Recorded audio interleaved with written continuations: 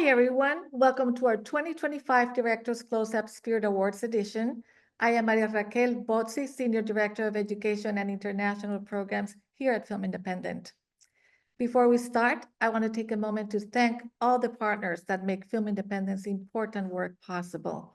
Thank you to this year's incredible supporters of the Directors Closeup, the Directors Guild of America, IMDb Pro, and SAG Indie. And thank you to our 2025 Film Independent Spirit Awards supporters, Premier Partner Lavazza, Principal Partner IMDb Pro, and official partners Bullet Frontier Whiskey, Fiji Water, and Mirabal. We so appreciate your support of the independent film community. In today's session, we are excited to be joined by this year's Best New Scripted Series nominees, who have brought us some of the most bold, epic, and fresh stories on the small screen today. Here with us are Brian Jordan.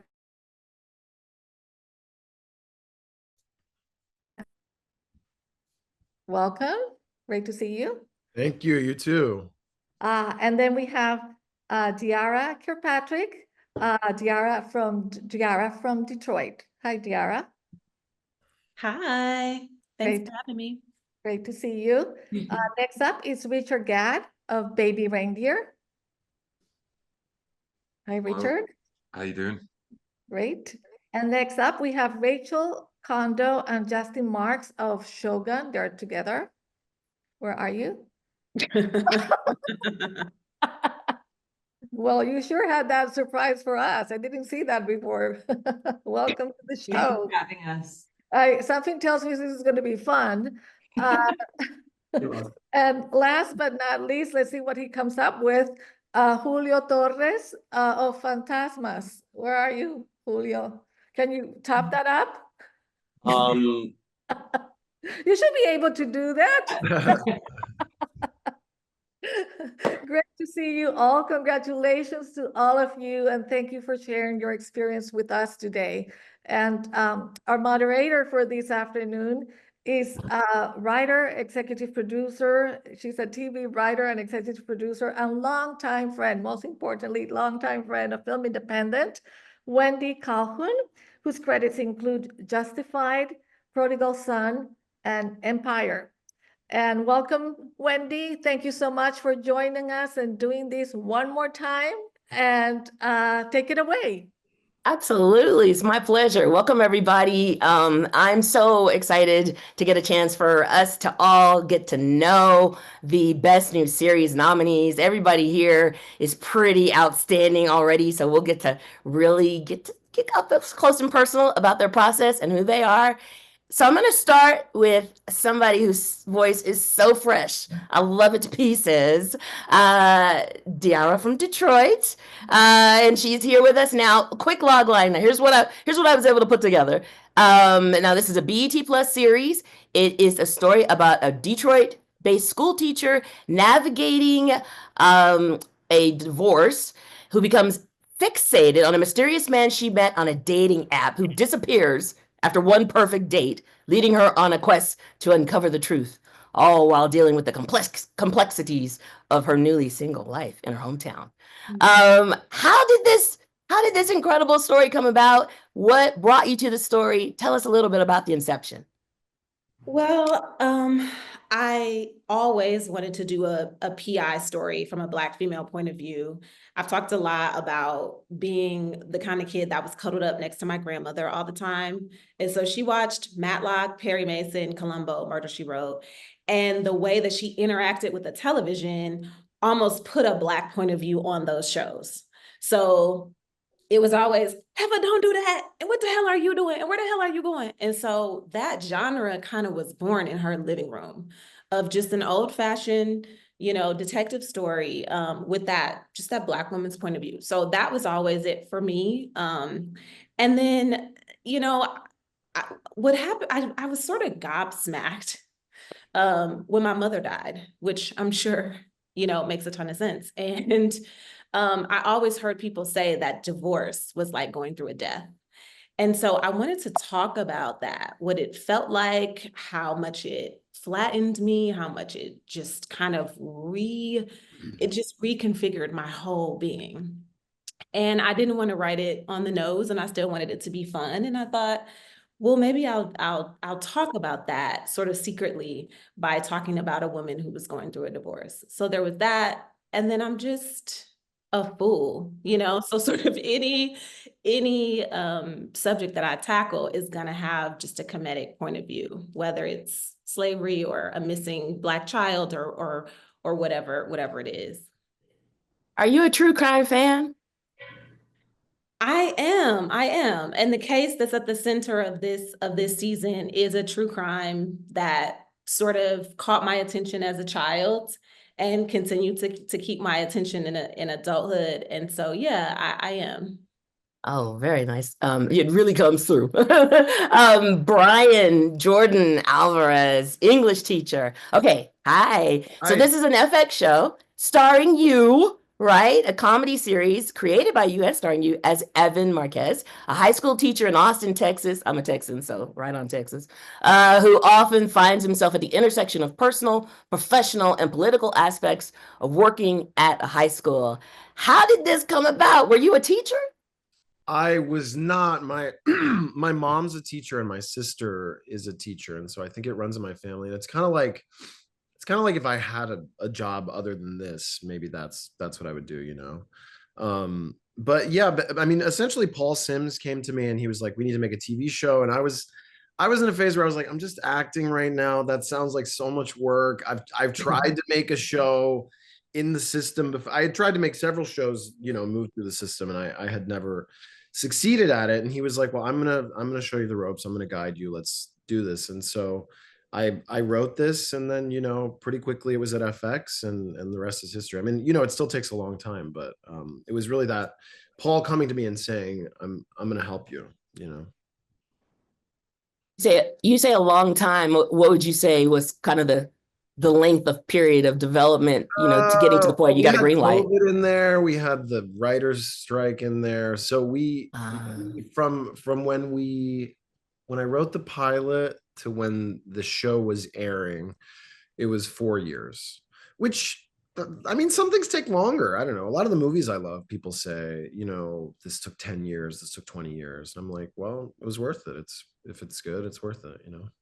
Right, exactly. Yeah, that's a pretty good run, actually. 4 years Yeah. might be closer to the average, but congratulations for making it there. Thank you so much. Yeah, and we got Rachel and Justin, Shōgun. Okay, epic series, you guys. This is on FX as well.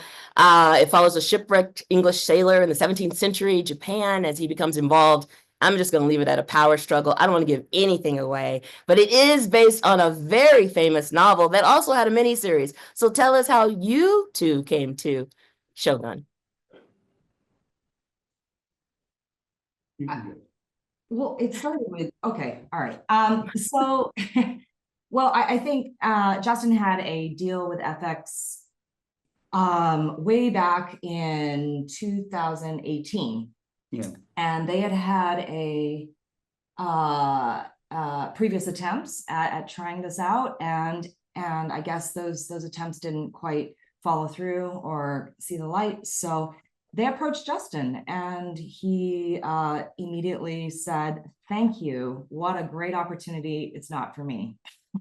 Yeah, it was a pretty I think an intimidating thing to bite off, and you know, it turned into something where Rachel and I started reading the book together because it's really long.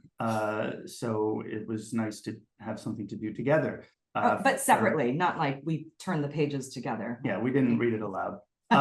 We you know, found that honestly that it was this really interesting and intersectional story that felt like it would be a nice thing for us to, you know, explore together. You know, my writing up until that point had tended to be more in the sort of, I don't know, tentpole studio feature world, and Rachel in the short fiction world, you know, had a voice that I thought would really match up nicely to it.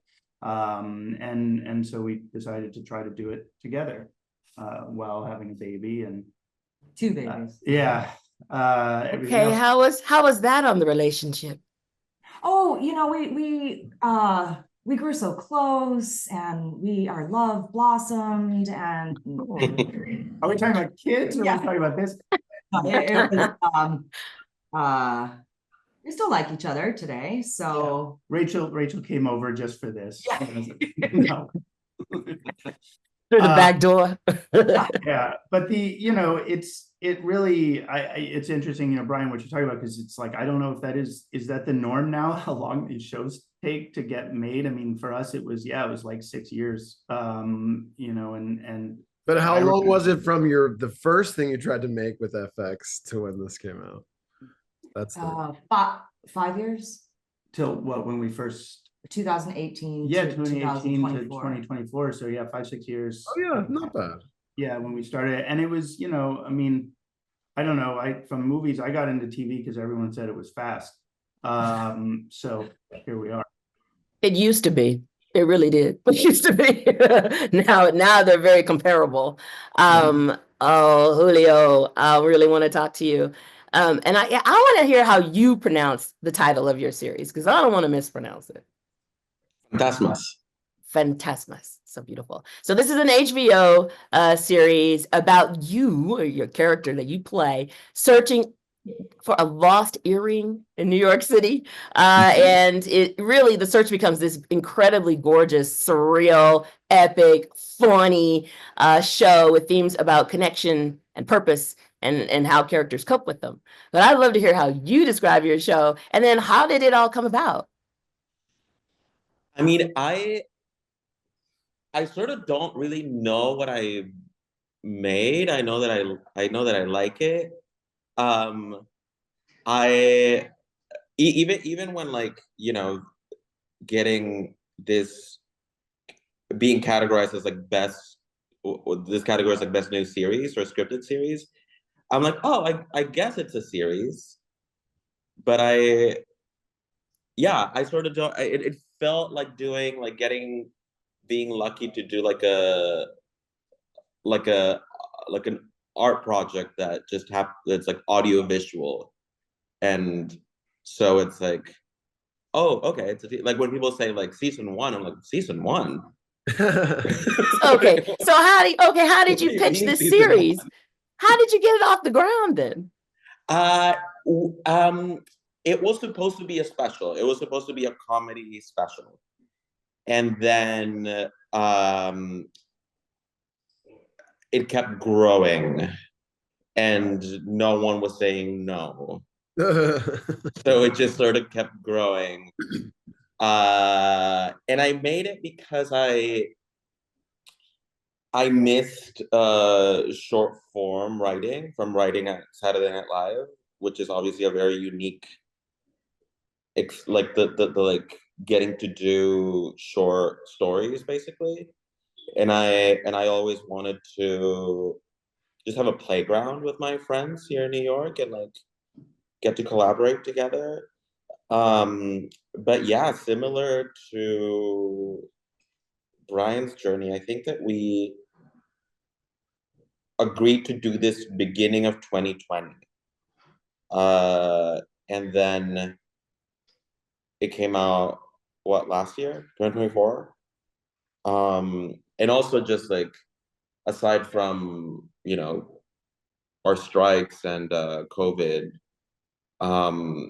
the making of this was so intertwined with the making of my movie that I'm also in, and I also directed.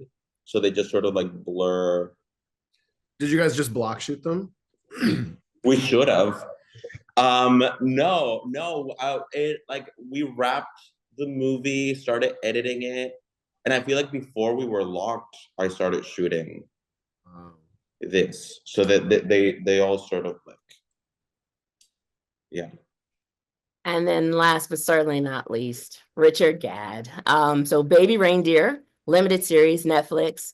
It is, I believe, was conceived of during your one-man show. Is that right? And it's about a struggling comedian getting cruelly stalked by a woman with a criminal record while reckoning with pain, shame, and sexual identity. And I have to tell you, Richard, I'm in Sundance, and I'd seen Baby Reindeer, and it'd been a while, right? So I had to go revisit it. I wanted to refresh my memory, and I sat here binging the entire thing again. Oh, wow. That's how Thank you. hooky and sticky it is. How did it come about? Oh, thanks. I suppose it came about through a series of sort of catastrophic decisions in my personal life. That's probably how it mainly came about. But no, if I talk about the kind of artistic sort of creative process, I remember like going through just a really bad time. I would say like, 10 years ago, kind of rock bottom, like real bad. I wasn't exactly as in the show. I was a struggling comedian, not getting any laughs and all this kind of stuff. But I was keeping these kind of this monumental kind of secrets that I just couldn't kind of deal with anymore. And I kind of read about this whole art is catharsis thing, like put your pain into art and you will find healing there. And so I did a show called Monkey See Monkey Do, and that was about the abuse, kind of episode 4 in Baby Reindeer. And then I did a show about being stalked, which was Baby Reindeer, and that was in 2019. And both shows kind of popped off quite big back in the UK, kind of thing, and they generated a lot of buzz. And Baby Reindeer especially kind of got a lot of TV interest. I think even as a sort of one-man monologue, it was quite televisual in a way. And so yeah, it just was suddenly part of a bidding war, and then I chose Netflix, and kind of the rest is history. But I remember from kind of it being commissioned to it actually coming out, it was pretty much exactly 4 years. It was almost like almost 4 years to the day. But there was COVID was a part of that, that kind of halted things, and that was a very nerve-wracking time. But yeah, I would say it was about 4 years almost to the day that it took.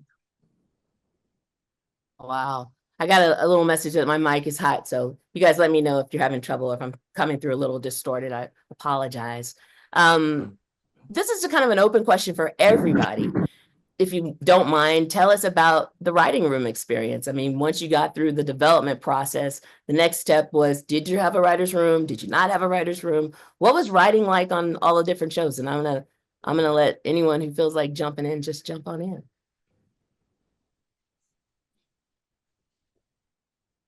Everyone's thinking.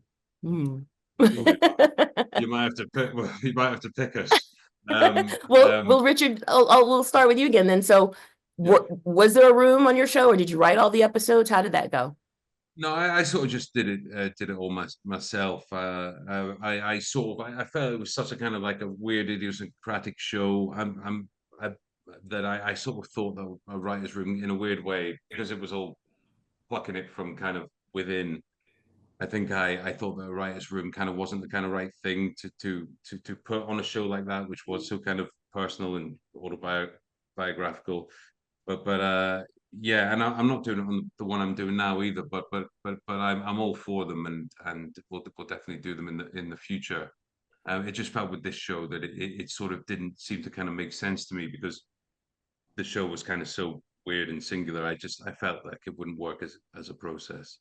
Did you write all, I believe there's 7 episodes, am I right, in the season? Yeah, well, there was actually 8, but I cut an episode in the edit. It just wasn't working. I pushed hard to cut it, and I think the series was better for it. I don't know if that might be completely new information I wasn't supposed to say, but there you go. Hey, we love it. We got a scoop. So I cut. So it was actually 8 episodes, and I remember I bought a flat, and I remember I moved in, and then COVID and the lockdown happened, and I literally had a deck chair, and it was white walls. And I managed to just get like a deck chair, because everything was shut down. And it was like a garden deck chair. And I wrote the majority of Baby Reindeer on a deck chair surrounded by white walls, in this new flat. So it really drove me insane. Yeah. So I almost didn't have any soft furnishings for the majority of the time I wrote Baby Reindeer. So yeah, that was the process. Oh, wow. Rachel and Justin, was Shōgun also written during the pandemic? We wrapped. And what furniture did you write it in? Yeah, probably this. Yeah, exactly. Right. Yeah, we wrapped like the week before the shutdown. Yeah. The writer's room. Yeah, we We did it in LA in Eagle Rock, and we were there for what, 24 weeks. Yep. With the room and Good old fashioned face-to-face, note cards on the board. yeah, which we don't do anymore. Now it's all computers. Yeah. Now, but it's yeah, it was the writer's room is to me like the rare joy of television. Like it's the place where anything is possible and no one says no, because nothing costs anything. But it's we have the same room for season 2, to a person, and it's a really kind of a tight-knit family who disappeared from each other for like 4 years in the middle, and now have come back. But it's a really, I think in particular with Shōgun, it's just the kind of book that it's like it's what's that term, like you don't get sort of pregnant or something. And it's like the same thing with like reading this book. It's like you're either all the way into this feudal Japanese world and a lot about it and drink from the fire hose, so to speak, or you're completely outside it. So once we had our group who've like read the book and the research and the world and stuff, it's like that's the core team. It's a pretty hard PhD class to have to get back into. Especially I'm sure. experience. Yeah. No, that was my first experience in a room, and it was so exciting as a short story writer to get to be with people, Justin as the showrunner, in the writer's room, he's as funny as Richard Gadd. He's, we've got our inside jokes, we've got. That's what she said. Does he wear onesies or? So yeah, we love the writer's room. It's where I think everything starts. Julian, Julio, sorry, Julio, how did it compare to like SNL, the writing of your show? Like polar opposite work experiences in that it was sort of just me, and there was nothing urgent about this show. Like no one was like, we need to get this show on the air now. No urgency whatsoever. There was no urgency, no. And so it was just sort of like me, like even just like doing other things, just like having musings and then like writing them down and then like revisiting them later, and like really having no hours, just like I'm like having breakfast and I think of something else and then I write it down, and then like and then the joy came in sort of like assembling that mosaic and then seeing stepping back and seeing like what are all the pieces saying together. And really it's been interesting because it's like in writing it, I felt like I was being extremely, because the movie Problemista is very optimistic and this show is a little more cynical, and I felt like it was like too cynical or something, or like the comedy in it was too cynical. And now like seeing 2025 unfold, it's like, oh, actually It was right on point. yeah, like I have like an influencer worried that TikTok is disappearing in it, and like and just like corporate malice is like such a part of it, and like people disappearing amidst just billionaires taking over. And yeah, I don't know, so that was like a good lesson in being like, no, like it'll work even if it feels like only your thing or you're feeling it right now. But yeah, no, in terms of writing process, it was just no writer's room for this one. I do love collaborating. This one just didn't feel like it necessitated that. But I do have like friends that are sort of like advisors that I love showing work to and having them give me feedback, whether or not they like, or work like professionally as writers, or I think I work well with like the idea of advisors. Nice, trusted sources. What about inspiration though? Because there's so many incredible, kind of absurdist points of view in it. What were some of the filmmakers or people in the past, storytellers that really inspired you? Were there any? Well, in terms of production design and what the show was gonna look like, it was funny to like convince. I was like, oh yeah, it's like sketch comedy meets Lars von Trier's Dogville, which is a very bleak movie, but it's all on a soundstage. And I don't know, the production design was very important to the writing process here. I was like realizing now that like a very like big source of inspiration was Isabella Rossellini's Green Porno series. I don't know if you've seen that, where she like acts like animals, like and talks about how they reproduce. I have not seen this. You should. And it's like very like crafty.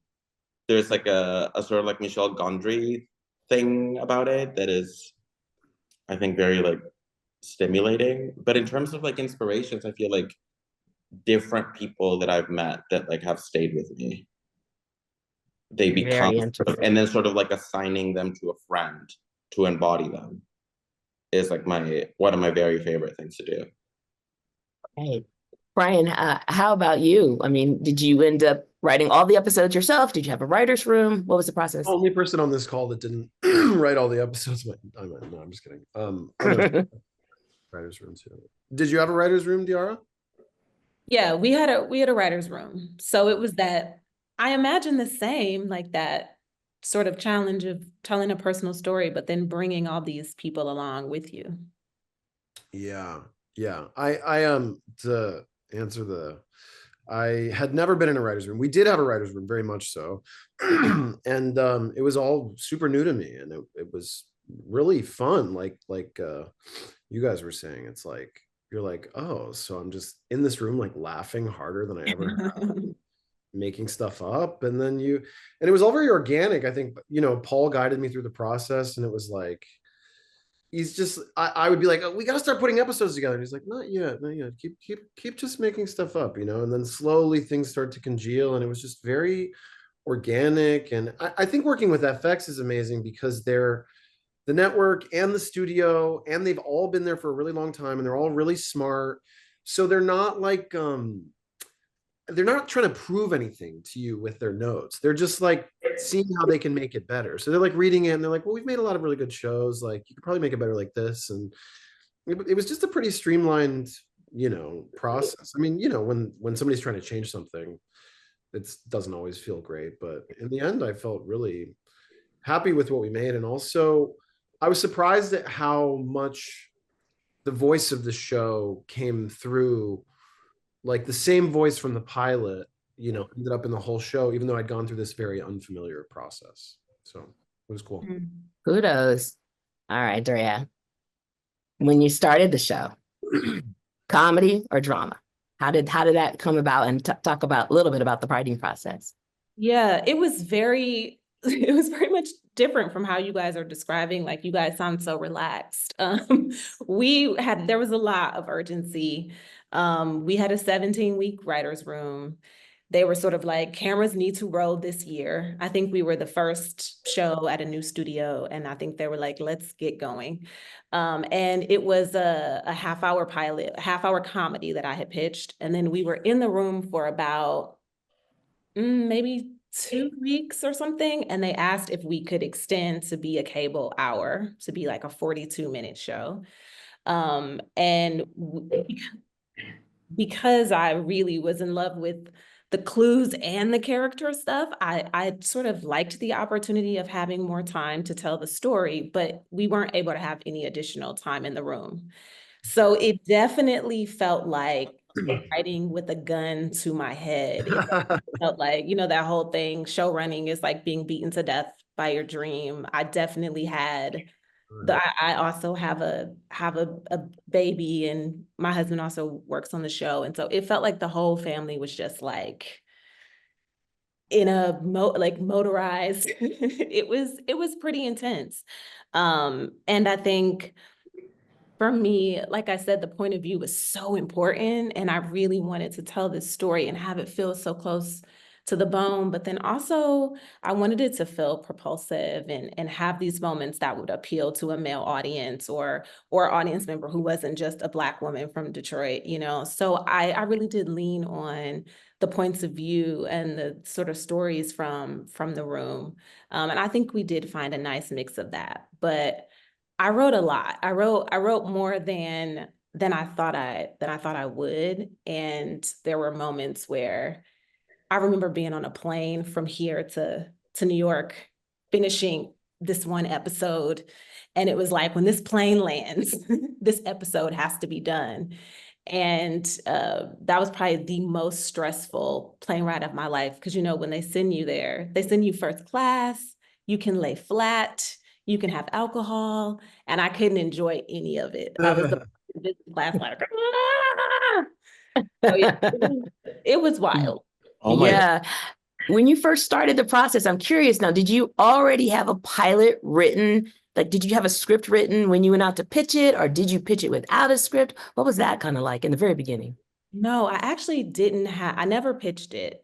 So Kenya Barris, you know, of Blackish, he went over to BET, he left Netflix, went to BET, and he called and said, we're bringing a bunch of writers over to do overall deals. Do you want to come? And so I went and I had this idea for the show, and I had a pitch already written for the show. And at BET Studios, BET Plus is right across the hallway. And so they came to me and they said, we actually shared this pitch with the folks at BET Plus. And if you do this here, we'll give you a script to series deal, which I know is more and more common. But I had just come off like a series of heartbreaks. Like I had developed at Showtime, I had developed at FX, these lovely chill people who know what they're doing. I had developed at Amazon. So I just wanted to make my show. And so it felt like that was a really great opportunity. They were showing me a lot of love, and they were excited to try something different. And what they were saying, they wanted to step into like the premium television landscape. And so I just kind of jumped at the chance to make the show and never pitched it wide. Right. I get the vibe, and correct me if I'm wrong, everybody on this Zoom kind of had a different way that they got their shows put together. There's like not one path. I mean, questions come up from people watching right now, you know, should you write a pilot, you know, before you go out and pitch your series? But it sounds like there's, you know, 100 different ways to do this. What do any of you have any advice for people that are trying to mount their shows? Oh, Honestly, if I was trying to mount a show now, I would, I mean, if you want to make Shōgun, I don't know what to tell you. You do have to go through the studio system. But if you have a beautiful little idea, I would do everything I can to wrestle it down to something that was producible, whether and self-produce it. That's what I would do first in this landscape. Yeah, that's really good advice. And I would say, I mean, you know, Rachel and Justin, you're a little bit of an outlier in the sense that you did come from a big piece of IP, right? And you had the challenge of that. Did you already write a couple of the episodes before you put your room together? Yes, we wrote the first, I guess it's so long ago he doesn't remember, but we wrote the first 2 episodes just solo, and that's how we were able to start a room, was they had read the first 2. But you know, I'm listening to everybody speak, and it's so amazing how it takes so long to do these things. And at first you think, oh God, it's so exhausting, and how can anybody survive this process? But what's so cool is that as you're aging as it goes along, you're gaining experiences, right? And it's informing what you're doing. And so the whole process is just building the mechanism in which you tell the story. And it doesn't just start and then the process changes. It's like every part of the journey is informing the next part of it. And it's so cool how it's all, like it's not a bad thing to take your time, I think. Yeah. You know what's so interesting about this particular panel that's different from any of the others I've ever done for this new series nominations? We got 4 shows here that have stars that are also the creators. This is unique. Can you guys talk a little bit about that process? I know, Diarra, you were talking about, it was a lot on you and your family because you were doing so much. But what were some other things that maybe you learned? Were there any happy accidents you think by you being the voice of the show, but also starring in the show? Or was there anything you're like, don't ever do that? No, I don't recommend that. No, that's the thing. It's like, it's so true. It's like, oh my God, that almost killed me. When do we get to do it again? Like it's also the most fulfilling thing. And when I look back at video of my son sitting in my chair at the monitor, and literally kind of growing up on that set, I'm like, it's the most fulfilling thing to be able to do it and to be able to do it with your family. So yes, it's hard. Prepare yourself spiritually and emotionally, but also, if it's in you to do, it's because you have something to say that's going to touch people and connect with them. Yeah, Richard, I mean, what about for you? It's so emotional what you're going through and what you're putting out there. Was that taxing on you during the process? Yeah, I think yeah, you could probably say it was. I think it was kind of it's almost like a blur now looking back on it. I have to be honest. It feels like everything just feels so high stakes. I remember having this kind of, I don't know, there was a bit of a kind of wonky attitude to the whole thing, but I was kind of committing these experiences. Like I was kind of dredging all this stuff back up on this global platform, knowing that whatever it was going to be was going to define me in some way, and the pressure was kind of immense because I kept thinking, well, if I try and turn all these experiences into art, then it goes badly. Then it's almost like I've turned a negative experience into a really negative experience. So I sort of just couldn't. The pressure just felt. Sometimes I genuinely almost too much to bear. If I played the tape forward, if I sort of like played forward to a potential like it goes out, and it's just met with like sort of rancid negativity. I honestly I just had to like wind that tape back and just get as far away from that thought as possible. So yeah, so it was a lot. I mean, I think nothing's as big as the pressure we put on ourselves, really.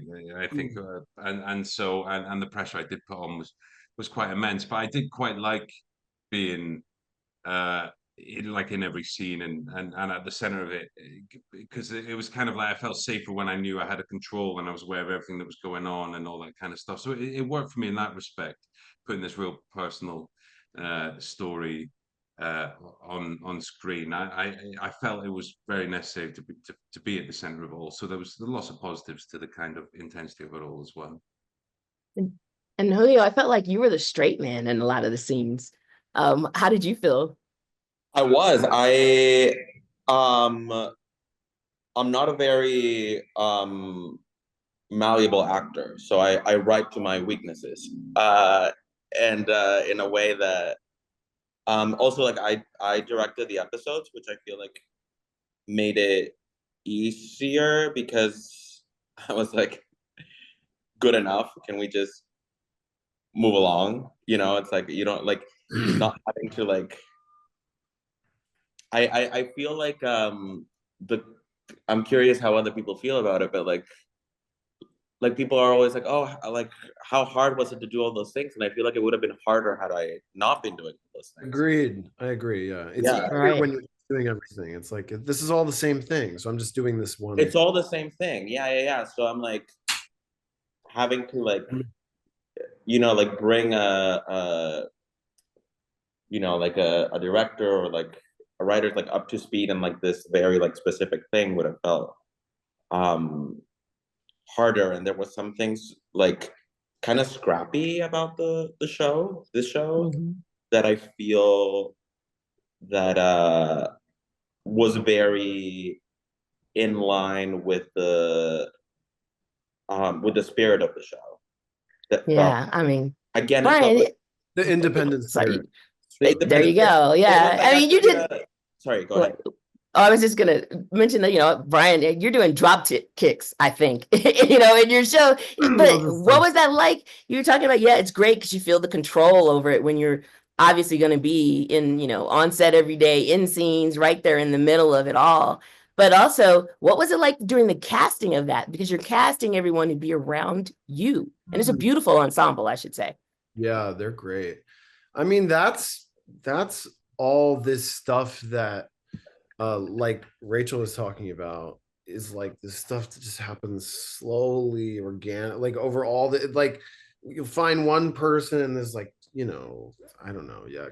The casting of the main core group was very slow and over time. And but yeah, what was the question? Well, I will say this, and watching all of these, I also felt like there was probably a huge budget range, right? There were some that felt like they were done on a very, very, very tight budget, and then others felt like they maybe had a little bit more space. Talk to me, Justin.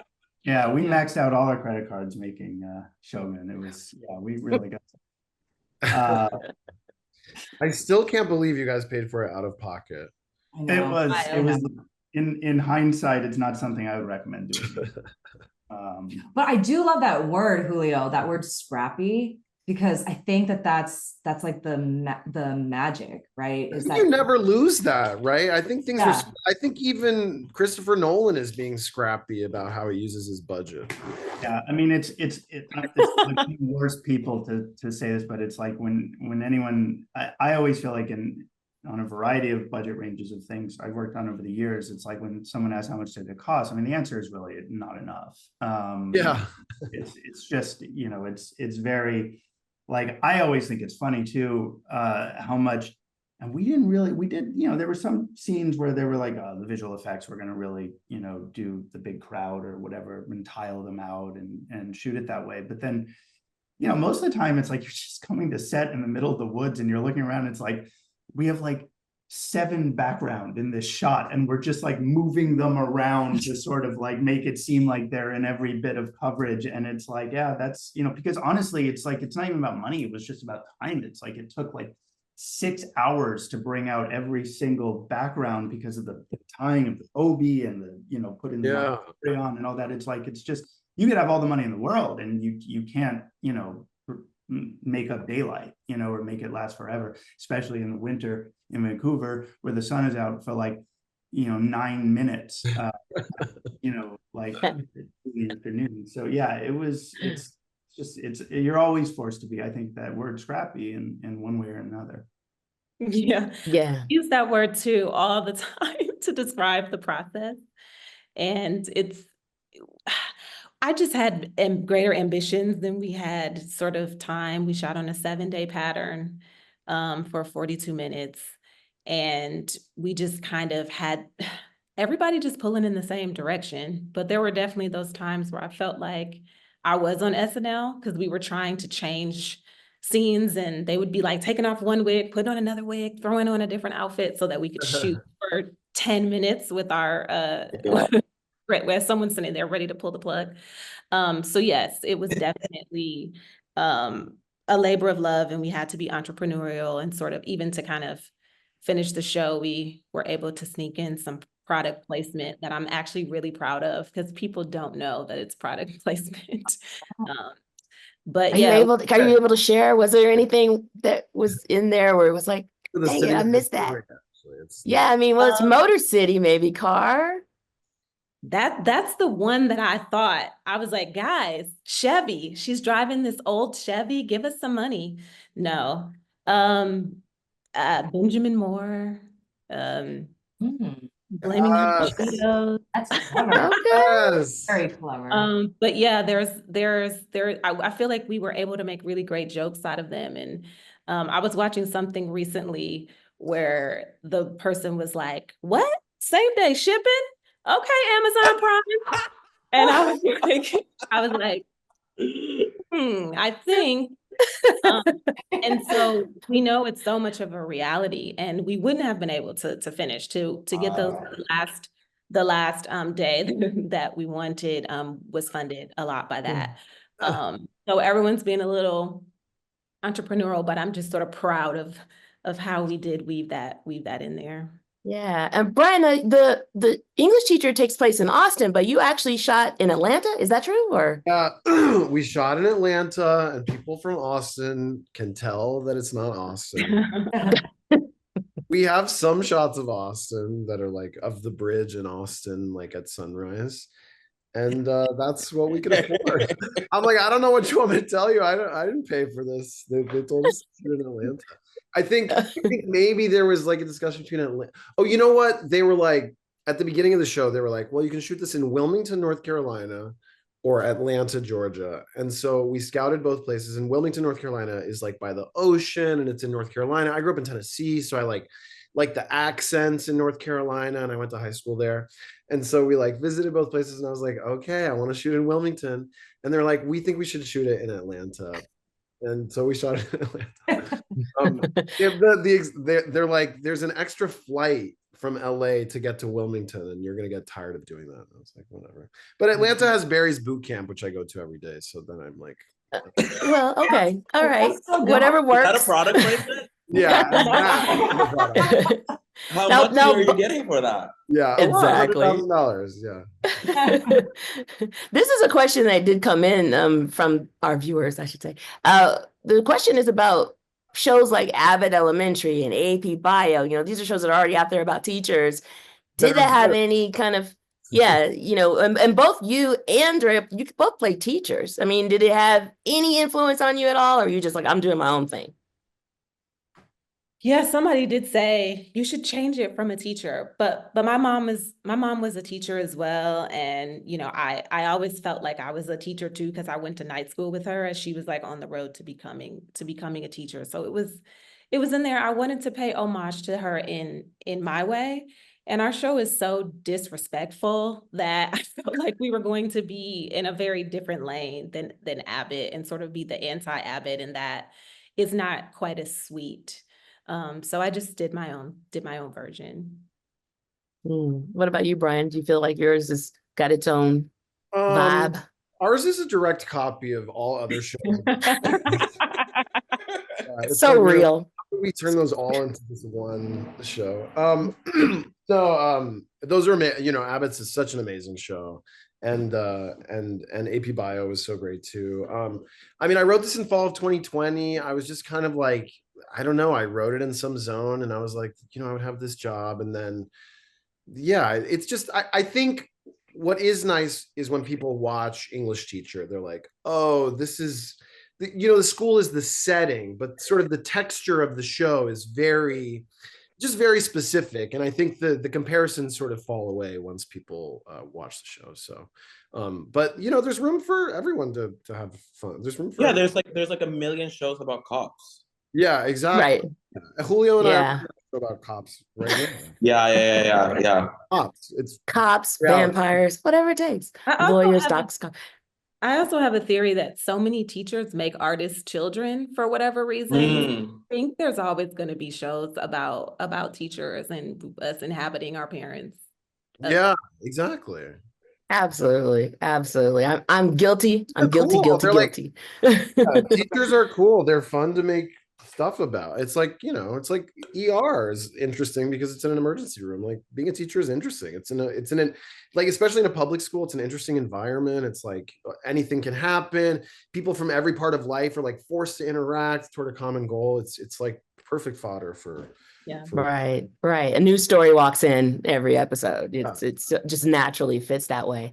All right. This is a question coming in here. And this is I wish you all luck. Anyone can answer it. The question is, in 3 words, what makes something producible? The least amount of sets. You could set something in one place. That will make it. What makes something producible? A-list movie stars. Real talk. Lots of money. No. Yeah. But an A-list I don't think there is movie star in 3 one words. house is Yeah, a good good. story. Sorry, go ahead. No, you go. I was just saying, a really good story, whatever that. I don't even know what a good story is. I think that That's the answer.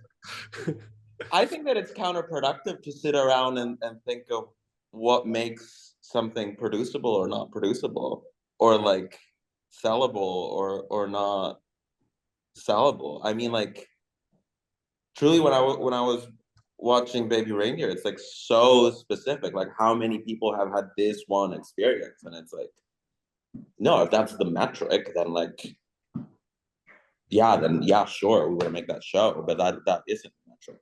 Like, Yeah, Richard, I'd love to hear you talk a little bit about that production process for you. You know, when you're obviously it was shot on, you know, in the right cities, right? Edinburgh and London and. Yeah. We cheated a bit. We cheated Scotland a bit when I go back home and see my parents. So we did shoot that in London, but cheated at Scotland. But when we were in Edinburgh, we were in Edinburgh. When we were in London, we were in London. But in terms of the producing question, in terms of the 3 words thing, is that what I'm still on? I've slightly lost track. But I am Sure, if you've got 3 words for us, we'll take them. I don't know. I just think, like, if you take all our shows, they're quite unique. All of them are very unique. It shows that there's no real formula for what is producible, almost, in a way. And I do think the only constant across any success in television is good storytelling and a good script. So really, it's all starts with a story that the writer's really passionate about telling, that in some way sort of seems to capture some sort of universal human truth. And I think that's really fundamentally what a lot of commissioners kind of look for. I think, yeah, but I still don't know why they commissioned Baby Reindeer. Well, another question came in that might. Oh, I'm sorry, Rachel, you were going to say something. I just want to say, in looking at all your tiles, thinking about all your shows, I really do think that the 3 words would be make it personal. You know, because the closer you go to your own experience, it's that saying, the more universal it's going to feel. Somehow. Right. And that kind of dovetails with a question that came in as well. And I'd love to hear any answers you have is, what did you learn about yourself while making your show? Or did you? Sorry, were you talking, is that a general question? General question. Oh, right, yeah, sorry. That means you can answer it, Richard. That means you're eligible. No, sorry, yeah. No, I learned that what did I learn? I don't know. I don't know, the hard work pays off, I guess. I know that seems like quite kind of basic thing to say almost, but I feel like I gave every drop of blood to Baby Reindeer, and I question whether had I not, whether it would have been the success that it was. I sort of, I don't know. I think yeah. I think, I know that seems like quite a basic answer, but I think it was, and to go back to what Rachel said, I think, you know, the personal and the truthful, I think that is so true when it comes to commissioning work. But yeah, I don't know, that's a really tricky question, learning about myself. Definitely learned that I'm very obsessive. But yeah, those are pretty good answers. Okay, Rachel, Justin, your marriage was on the line. What did you learn? I mean, the stakes were high. Well, I did learn a lot about him. Yeah, one trick was we never thought about it as our marriage being on the line. Okay. No, but one thing that I learned about the process, maybe not about myself, but the process is, it's all going to, like, it's so overwhelming, and there's so much chaos, like creative chaos, inner chaos. And the thing that I'm realizing is that, you know, all these years later, I thought, ooh, yay, we made a show. And now I'm trying to do it again. And it doesn't go away. I still think I don't know what I'm doing. Well, I don't know what I'm doing, you know, and maybe that's a good thing, because you stay, as the others were saying, you stay scrappy. Yeah, because you're kind of going like, what part of that mess is what ended up working. Yeah, you have no Which is, idea. which is a terrible question to have to ask, honestly, because it's like, it's so much better to say what didn't work, you know, than to sort of go around and identify like what you're trying to sort of repeat. Because someone said to me once, and I totally agree, that there was never a good lesson learned in success. And I think it's really true. I also think, like, what should I give my process spiel on this Oh one? yeah, this is this is what I learned from him.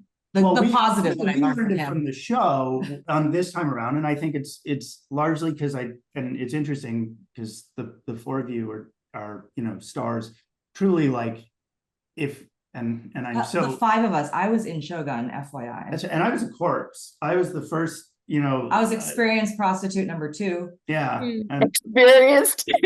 I was the dead white guy who only stepped over in the first episode. That Oh, you were so good. We're all of course, stars. Yeah. But I think that there was really like this feeling of this question of authorship. Like I'm very like anti-auteurist, and that's and you guys in a lot of ways are like it's an auteur thing, writers, stars, so maybe there is such thing as an auteur. But from where I sit, it's always a question of like how can a TV show which is made by hundreds or thousands of people ever reflect like one voice in a certain way, or one point of view. And obviously the writing has a lot to do with that. But I also think that what we came to realize with Shōgun in particular is like we couldn't really be that, for this world that isn't reflective of our cultures in some way. We were at best detectives, investigating a world that doesn't exist today. And what we realized through it is that I don't think, everyone's like, oh, the writer's the author of a TV show. It's so great. You go to TV because the writer's the author of the show. Like that's what happens. And I actually don't think that's true after Shōgun in particular. I think that the process is the author of the show. And the big thing about TV is that the writer gets to author the process and to say like, how are we going to ask these questions? How are we going to invite responses to it? What are we going to be open to listening to as we make this story? What are we going to say? That's great, but that's not for this show. All of that is, I think, a process. And if you can find it, which you accidentally kind of do over the course of the first season, then I guess that's the thing that you try to somehow repeat. Is that. That's comforting to hear, actually. Yeah. I know he said it a while ago. I was like, that's so good. What's comforting about it to you, Brian? I'm so curious. Like, how do you relate? I don't know. You don't know. It's pressure off, like it's more like your job is to build the process. It's not to spin magic out of thin air every single day. I think it's right. It's comforting in that I was sort of opening, a moment ago by saying like, what part of that mess even worked? And so what he's saying is sort of answering that. It's like, well, it's sort of that framework that you develop. Don't worry about any of the contents because those were a result of this process. And that is right. Yeah. So it it helps you realize. Are you trying? Oh, go ahead. Oh, I like the feeling of building a sandbox and inviting people to come play in it. And like really like the biggest compliment I got in making the show, a PA told me that she felt like she was in art school and that they were all like students just sort of like making something just cuz. And that felt like I think what I learned is like how much I enjoy collaboration and how much I like the ecosystem of the set really matters to me, and it really informs that work, and how unpersonal the structures in a set can make the work feel sometimes. Yeah. And how I don't really, because I had me and my friend Anna and Fred Armisen made the show Los Spookies, and we did it in Chile. We shot in Chile, where like the structures there are completely different. There's no such thing as like an actor hiding in their trailer and like it's like you're all eating together, you're all getting picked up in the same van, and it's like very communal and like happy in that way. And I feel like in like making this show in the States, it was almost like reminding myself of like, oh, actually you don't like, You don't have to. you don't have to have a, I guess Zach would disagree, but it's like you don't have to have a trailer, or like the actor can choose to not have a trailer, and I as the actor can choose to not have that, and like Yeah. you can just like. But let's be honest, your art school is full of some of the top comedians in the world, as far as I'm concerned. I mean, you got some great comedic voices that are a part of the team. How do you wrangle that? Or do Well, you I feel have like to? if you build something interesting, then like interesting people will be drawn to it. I think that the really a lot of really talented people, regardless of how famous or not famous they are, they're really drawn to like making interesting work. Yeah. I love what you were saying though about how that thing that someone said to you that, you know, really that they really admired about your show. I'm curious from other people, was there ever somebody that said something to you that it just like really filled you up with joy about, yeah, that process, that brutal journey of making a show was worth it because of this comment I heard? Totally. Over the last couple of weeks, so many people have said, okay, don't kill me. I'm just getting around to watching your show. And it has been such a salve because the fires and the election and everyone's feeling really tender. And the fact that people are like, you brought some levity. I got a lot of emails, actually. You brought levity into my house. We were cracking up. That feels so purposeful to me that we're able to do that and able to be that space for people. Yeah, I mean, I have to tell you, and I know many people who've also seen the show, and we can all say the same thing. You brought us to BET Plus. Yeah. I know a lot of people who are not watching anything on BET Plus, and because of your show, you've driven a whole new audience, I think, to that platform, which is pretty special. So chic. I think that's so chic. I think that like, because it's like it's the whole thing of like, oh, when Sex and the City started, HBO was just boxing or whatever. It's like sometimes I am like that. I'm like, what's like, you know, what like the like what streamer am I bringing to it? It's so complicated. Like, I love that they said yes, and I'm so grateful to them. And then sometimes I'm sitting over here, like, you know, there is something beautiful about dropping on a place where everybody just knows. And I get so many comments that people are like, so many people had to tell me it was okay, or that it was okay for me to enjoy. I get that a lot. I'm a 50-year-old white woman in Des Moines or whatever, and I liked it or whatever. So it is really nice, like you're saying, to be that trailblazer. But it is also lovely that people can just, you know, they just find you guys. Yeah. I'll tell you something. I've heard Rachel and Justin from a lot of women who talk about how much they love the romance of Shōgun. What do you think about that?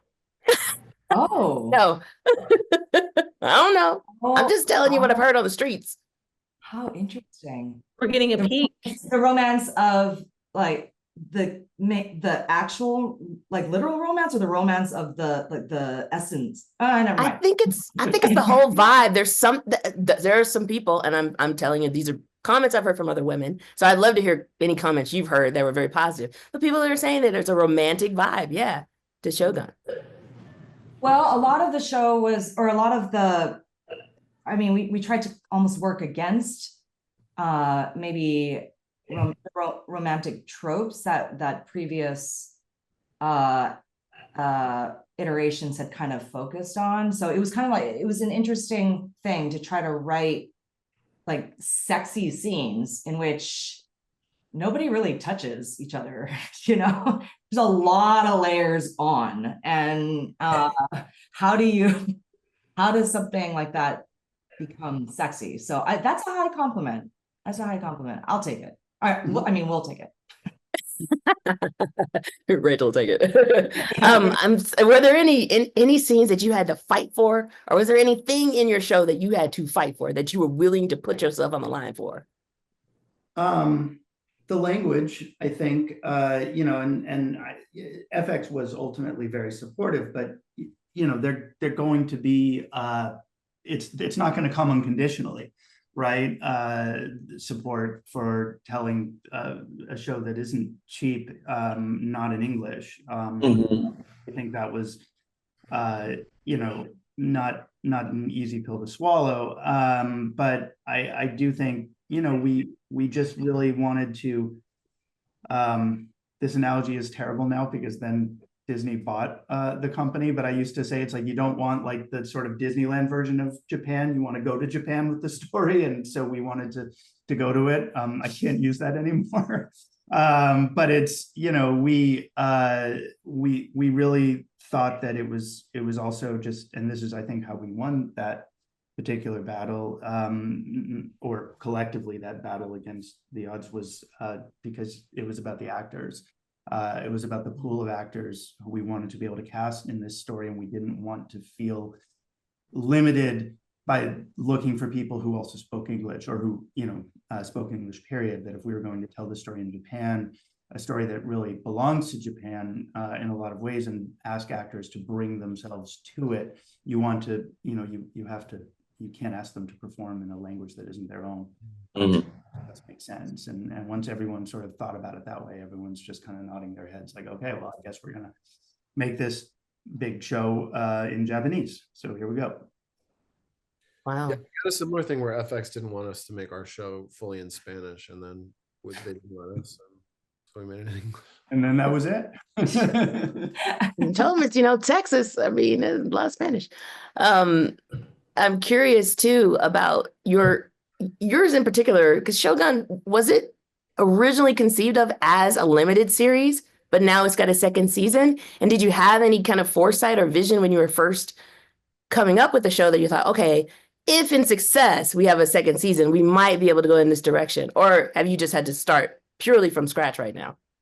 No, we never got to the part where it was if in success, because you just, as you guys all know, You're like making it so hard that you can't even think about what anyone's what the reactions will be. Yeah, not in the darkest recesses of our nightmares. Did we think that we would do it again? Back to do it again. That's what Diarra said, where she's like, it almost killed us, and here we are. Yeah, that was doing it again. I was laughing at that too. It was just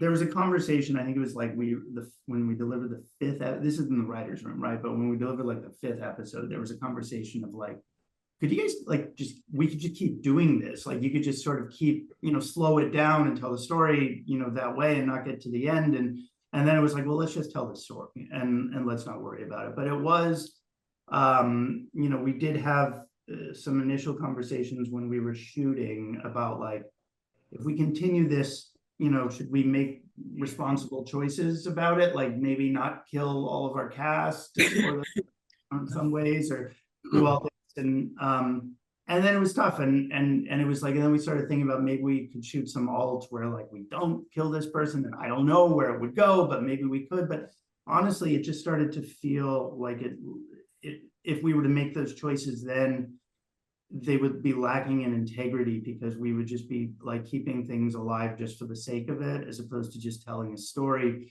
and then figuring out if we're going to do it again. I mean, we had a loose idea for what it was. We probably like threw all of that out by now. Oh, yeah. Yeah, but but then we threw it out because we got happier with something else for part two here. So yeah, we've just been, it's a tricky thing where you have to like, it's like the world you live in TV, where like you come up with all these ideas and then everyone wants you to put in the pilot, like it's like, I don't like moving this stuff to the left all the time. It's like, let it just sort of breathe out and tell it's, to let the characters take you where they want to go. Yes. Are you guys do it as a multicam? Like with they wanted to go to multicam, and that ended up being great for us. And we were thinking, actually Shōgun originally started as a show about teachers, and then we decided there was just the marketplace was so crowded. Smart move. Smart move. I'm so curious, Richard, because I also have done some work with Netflix and I'm working with them now. Did they ever come at you with things like, make sure we have a propulsive first 6 minutes?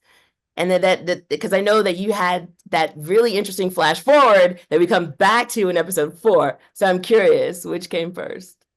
Yeah, let me just read the NDA.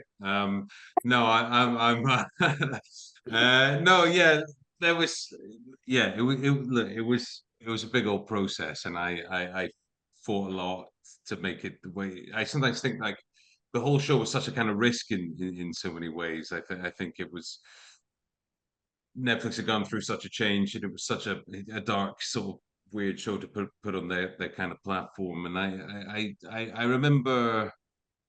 Yeah, there were a lot of, but I think there's also a bit of a thing in television sometimes as well, in the sense that the powers that be will only ever sort of dent your dreams, because sometimes some of the suggestions were also really good as well, you know. But I think that there was a lot of battles along the way that I feel were quite defining. I think Jess Gunning was a big one. I really, really wanted Jess to play Martha. And I think there's such a call for stars sometimes. I think we've hinted at it already. You know, there's such a call for stars. It was kind of a role that quite a lot of famous people actually wanted as well. So there was a lot of interest kind of coming from all angles. And I really, but the amazing thing is they actually supported me in this decision. But I think they must have thought I was mad to cast someone who, she's not unknown. She's been working for 17 years, but someone who didn't have a sort of household name in a show that was already a hard watch and a hard sell. So that was a big part of it. I think the ending was really something I really fought for. I think there was a lot of pushback on the ambiguity of the ending, but I thought the ambiguity was actually a strong thing. I liked that it was kind of ambiguous for a sort of confusing sort of story anyway. It felt like for a kind of story with a lot of like human contradictions, it felt like quite a kind of, I really wanted that cycle of trauma to complete itself, you know, but it was quite a big ask to not have a real kind of clear sort of ending. And other stuff like in the monologue, I didn't want too many cuts, but it was quite that monologue, you know, when we shot that monologue in episode 6, it was actually 25 minutes every take. So it was a 25-minute monologue. And we cut Wow. it down to about eight minutes in the edit. But it was 25 minutes, and I really wanted it to be as limited in its cuts as possible. Of course, you need a few to audience members and stuff like that, but you know, sometimes those takes are like 1 minute long, you know, single kind of takes. And I really fought to keep those in, and I think the show was kind of better for it. But you know, it was a whole process, you know, and but there was also amazing suggestions and rejigs as well. But yeah, your question was like the first 6 minutes. I went on a big tangent there, but your question was the first 6 minutes, right? Did they make the first 6 minutes, throw everything in the first 6 minutes? They can be particular about the first 6 minutes for sure. But I get it. It's like what keeps them. They've got all the algorithms. You got to keep them engaged. So let's get that montage up the front, shall we? Yeah. That's sort of that kind of stuff. But yeah, but I you know, I'm obviously very proud of it and stuff. But yeah, but it's the Yeah. process. I mean, Diarra, you have a flash forward too, right? You got that propulsive first minutes, and then you also have the voiceover. Was that always part of your conception of the show? It just happened. It forced its way into the show, the voiceover. And the flash forward actually did come after I had written the pilot, and it was a note from my husband actually. And he said, yeah, sometimes they're right. Every few years. What'd you say? Every few years, they're right. Right. Write it down on the calendar. So yeah, he said like maybe start with something bigger. And the studio was fine. We were already picked up, and I was like still giving myself notes. So yeah. Was there anything that you had to fight for? Well, so the real is that because we were at Paramount, we had a budget cut, I think 2 weeks into production. I think we were 2 or 3 weeks into shooting. I can't remember now. So and it was a significant haircut. And so and of course everyone was like, some people's shows are just going away. So it was like, just take it on the chin. And so we did our best to preserve, because we have such a beautiful ensemble of amazing actors, it was really important, you know, to me that we preserve some of their storylines. And so that was the note often was like, cut everything that's not the Diarra's kind of main thrust. So we were able to fight for and preserve. There's a character, Mr. T, who has a love story, and a character, Aja, who has sort of a side love story as well. And for me, Mr. T is the one queer character, and it felt like, well, if everybody else is getting some and we're getting to see it, I wanted him to get some, and I want to see it. And so that was really one of those moments of everyone pulling in the same direction, how we fancied a set together to be able to do that storyline. And they shot it obscenely quickly, and the actors just came in. Thankfully, they were both from the theater, and we got that whole storyline, thanks to them and Benjamin Moore.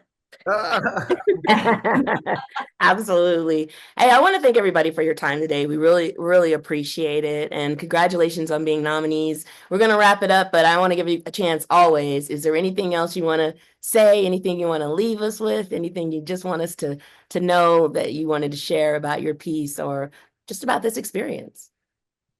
Well, I just wanted to thank you guys, because I know that you have to be in love with process as an artist, and yet it's the hardest thing for me. I'm definitely one of those people that's like, it's shit and it's all falling apart until it's done. Until we're like in the audience at Tribeca, I'm like, oh, I guess that was pretty good, huh? And so I'm sitting here like simultaneously trying to fix a story problem in season 2. So that was just a beautiful, beautiful way to put it in.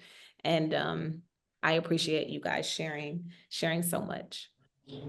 I appreciate just getting to hear the stories behind all these great shows. I mean, congrats everyone. And it's so nice to, I mean, Richard, we've met before. I don't know if you remember, but we have. Yeah, you say that every time. We've met about 3 times. Oh, do I? I'm not sure you remember. I thought it's you that don't remember. We have met, okay? Yeah, fan of the show, obviously. You know that. Yeah. Is there going to be a crossover? I think there should definitely be a crossover. Richard, I think that's Gadd, it. If you look closely, I'm on the notice board behind them. Yeah, right there. But I I look hope forward it's to the three others. So absolutely. I hope it's done in your style, Julio. That'd be amazing. Yeah, the stalker stumbles upon a time machine. I'm loving it. I'm loving it. And then Brian, she's do we? unleashed in feudal Japan. ooh. Oh yeah. Oh yeah. And any last thoughts from you, either of you, Brian or Julio, before we sign off for today? And Just want to say thank you for having us. Yeah, I've known Julio since he was since we were both a lot younger, and it's amazing to see him at the cool stuff like this. I'm like, Yeah, we've known each other for a long time. yeah. I've watched Julio make it through the years and become this amazing person that he always was. So I just want to say props to Julio. Oh my God, you are raised by a teacher. oh, that's sweet as can be. Loving it. No, thank you for including us. It's such a joy. Thank you. Absolutely. Well, thanks everybody. Have a wonderful, wonderful evening. Brian, keep up those death drops. Love them. Yes. All right. Take care. Bye. Bye.